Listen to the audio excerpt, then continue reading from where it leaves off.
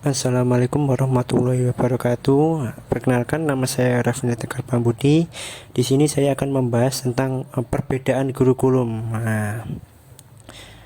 Dalam presentasi kali ini saya akan membahas tentang jenis kurikulum. Jenis kurikulum itu ada, yang pertama itu ada KBK, yang kedua KTSP, yang ketiga yaitu kurikulum 2013, yang keempat yaitu kurikulum prototype, dan yang kelima yaitu kurikulum Merdeka Belajar.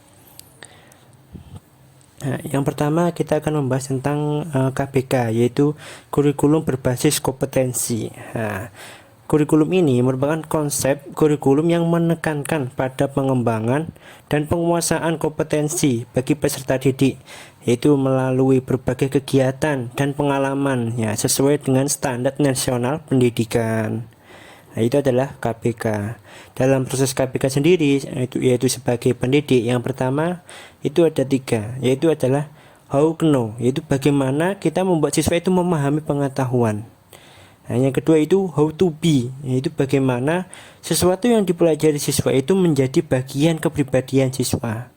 Yang ketiga yaitu how to do, yaitu bagaimana sesuatu yang dipelajari siswa itu menjadikan atau dapat melakukan sesuatu. Itu adalah proses KBK sebagai seorang pendidik.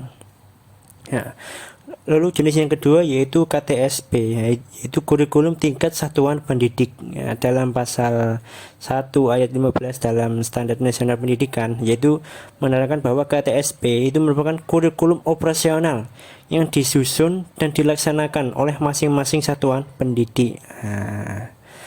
Dalam pengembangan kurikulum KTSP sendiri itu ada 4, yaitu yang pertama standar kompetensi SK, dan yang kedua yaitu kompetensi dasar KD, yang ketiga yaitu standar isi SI, yang keempat yaitu standar kompetensi lulusan atau SKL. Lalu lanjut untuk jenis yang ketiga yaitu kurikulum 2013. Dalam kurikulum 2013 ini itu diharapkan mampu atau menghasilkan insan Indonesia yang produktif, kreatif, inovatif, afektif, melalui penguatan sikap, keterampilan, dan pengetahuan yang terintegrasi. Itu adalah tentang kurikulum 2013.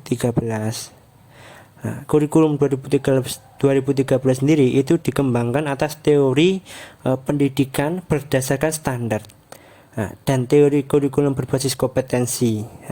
Pendidikan berdasarkan standar itu menetapkan adanya standar nasional, yaitu sebagai kualitas minimal warga negara yang dirinci menjadi standar isi, standar proses, standar kompetensi lulusan, standar pendidik dan tenaga pendidik, standar sarana dan prasarana, standar pengolahan, standar pembiayaan, dan standar pendidikan. Itu adalah pengembangan dari kurikulum 2013. Lalu untuk perbedaannya yaitu bisa dilihat dari tabel berikut, yaitu dalam KBK dan KTSP ini memiliki kesamaan. Lalu yang sebelah kanan itu adalah kurikulum 2013. Jadi perbedaan antara KBK dan KTSP dengan kurikulum 2013. Yang pertama yaitu KBK dan KTSP sebelah kiri yaitu berpusat kepada guru. Sedangkan kurikulum 2013 yaitu berpusat kepada siswa. Kebalikannya. Lalu yang sebelah kiri antara KBK dan KTSP itu satu arah, sedangkan yang kurikulum itu adalah interaktif dan lain-lain. Bisa diperhatikan.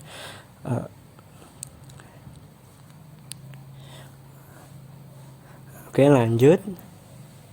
Lalu jenis yang keempat yaitu kurikulum prototype. Kurikulum ini itu berbasis kompetensi yang mendukung pemulihan pembelajaran dengan menerapkan pembelajaran berbasis project atau project based learning untuk mendukung pengembangan karakter sesuai dengan profil pelajar Pancasila. Adapun untuk perbedaan antara kurikulum prototype dengan kurikulum 2013, yang pertama itu yang ada di sekolah SD.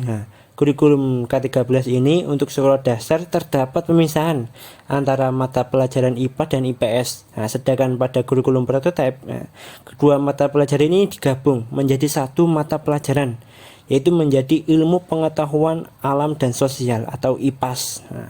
Tujuannya yaitu sebagai persiapan ketika siswa itu melanjutkan pendidikan di level sekolah menengah pertama atau SMP.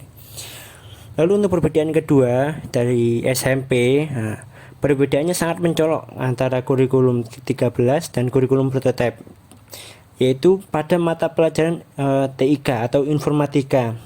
Jika sebelumnya itu lebih bersifat pilihan, ya kan, maka pada kurikulum prototipe mata pelajaran ini itu dianggap wajib. Beda dengan kurikulum 2013. Lalu perbedaan yang ketiga yaitu di SMA, jika pada kurikulum 2013 siswa baru harus memilih jurusan sementara. Maka pada kurikulum prototipe pemilihan jurusan atau peminatan itu dimulai saat memasuki kelas 11. Yang dilakukannya dengan terlebih dahulu itu melakukan konsultasi antara wali kelas, guru, BK, dan serta orang tua siswa.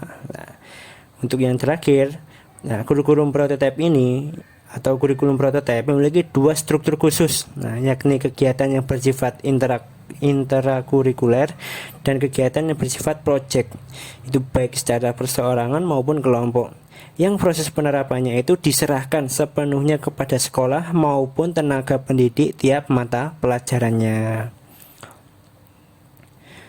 Intinya perbedaan antara kurikulum K13 dengan kurikulum prototipe bahwa tidak ada lagi yang dikenal istilah kompetensi inti maupun kompetensi dasar, melainkan diganti dengan capaian pembelajaran yang ditandai dengan hasil yang telah dicapai dalam bentuk sikap maupun keterampilan siswa dalam satu kesatuan yang saling terikat erat dan berdampak langsung pada kompetensi tiap siswanya. Itu adalah ciri utama perbedaan antara kurikulum K13 dan kurikulum prototipe.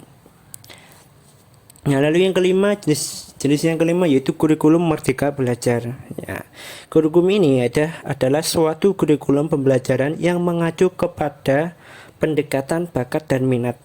Di sini para pelajar itu, baik siswa maupun mahasiswa, itu dapat memilih pelajaran apa saja yang ingin dipelajari sesuai dengan bakat dan minatnya. Kurikulum Merdeka ini adalah nama baru dari kurikulum prototipe. Jadi ciri-cirinya sama dengan kurikulum prototipe. Mengapa?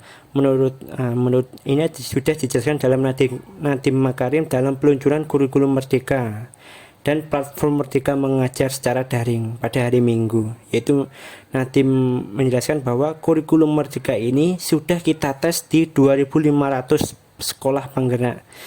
Namanya dulu adalah kurikulum prototipe. Jadi sudah jelas ini adalah nama lain dari kurikulum prototipe. Sekian dari saya, jika ada kurang lebihnya saya mohon maaf yang sebesar-besarnya. Wassalamualaikum warahmatullahi wabarakatuh.